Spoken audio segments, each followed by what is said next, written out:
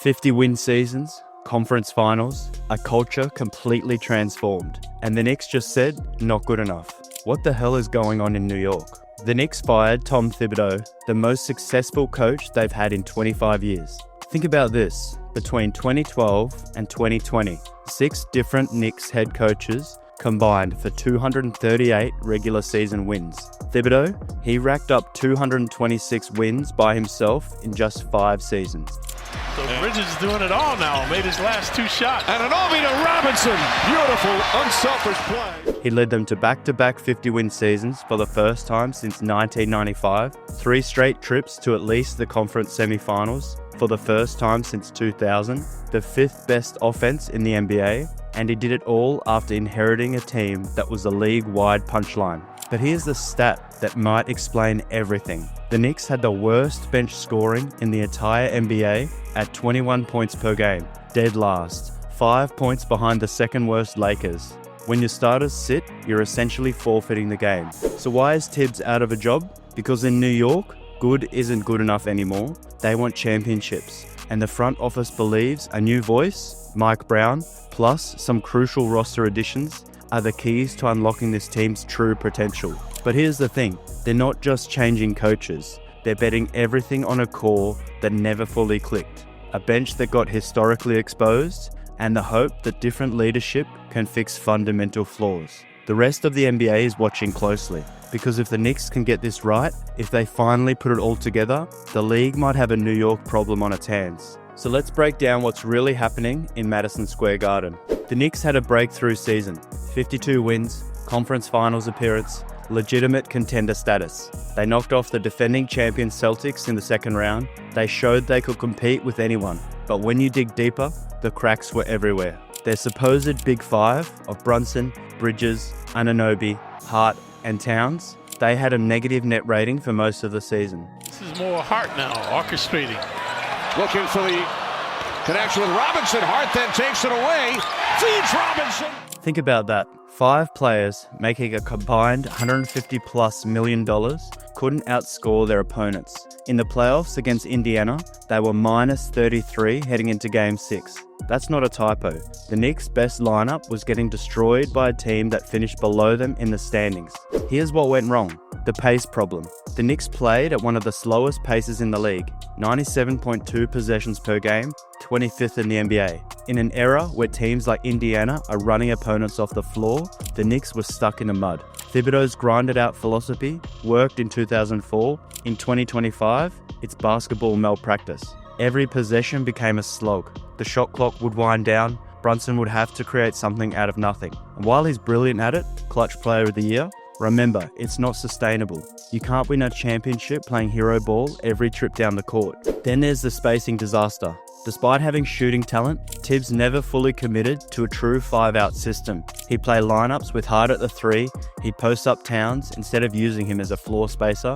Smart defenses figured it out fast. Stick your center on Hart, put mobile wings on Towns, and watch the offense grind to a halt. The numbers are damning. The Knicks ranked 22nd in 3-point attempts per game, 24th in corner 3 attempts. For a team with supposed shooting talent, they played like it was 1998.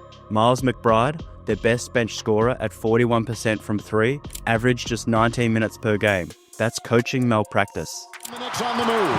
Toppin is following. Brunson inside. Kicks it on the wing. McBride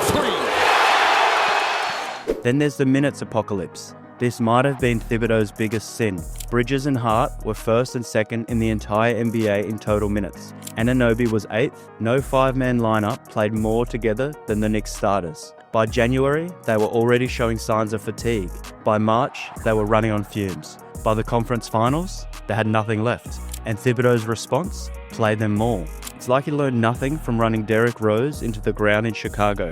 Then there's the Brunson-Towns disconnect. This was supposed to be a dynamic duo that would terrorize defenses. Brunson's elite pick-and-roll play combined with Towns' shooting and versatility. Instead, they played like strangers who just met at the YMCA. In the entire Indiana series, Brunson assisted Towns just 5 times. Your 2 best players, making a combined $90 million, actively made each other worse. The pick and roll that was supposed to be their bread and butter, it became predictable and easy to defend. Teams would just switch it, knowing Towns wouldn't punish smaller defenders in the post, and Brunson couldn't consistently beat bigger defenders off the dribble. Against elite teams, Cleveland, OKC, Boston, the Knicks went 0-10. 0 wins in 10 tries against the league's best. That's not bad luck, that's not a tough schedule, that's a team that couldn't compete when it mattered most.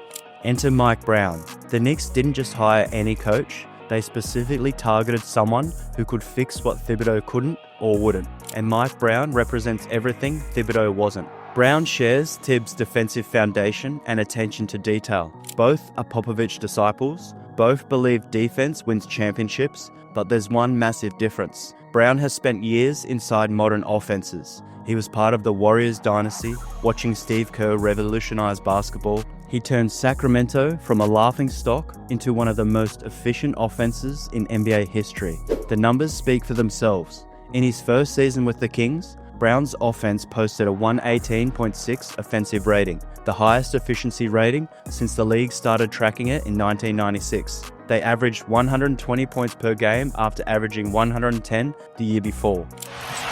Steps through, got it. They went from 29th in pace to 3rd, from 22nd in three-point attempts to 7th. He took De'Aaron Fox from good to all-star. Domantas Sabonis became an offensive hub, averaging 7 assists per game. Even role players like Keegan Murray thrived in the space and pace system. I thought what this group did this past year shows their potential, not just defensively, but offensively too, Brown said at his introductory press conference. I love their length and versatility. The ceiling is high on both ends. But Brown's biggest strength might be his adaptability. In Cleveland with LeBron, he ran ISO-heavy sets because that's what worked. With the Lakers, he tried to implement more movement but ran into resistance. In Sacramento, he built one of the most beautiful offensive systems in basketball. Nobody has bigger expectations than I do, Brown continued. My expectations are high. This is the Knicks. I talked about Madison Square Garden being iconic. Madison Square Garden, it's iconic. I talked about our fans. I love and embrace the expectations that come along with it. Brown isn't walking into a rebuild, he's inheriting elite talent. Jalen Brunson, All-NBA guard, clutch player of the year. Karl Anthony Towns, 4-time All-Star, one of the best shooting big men in history.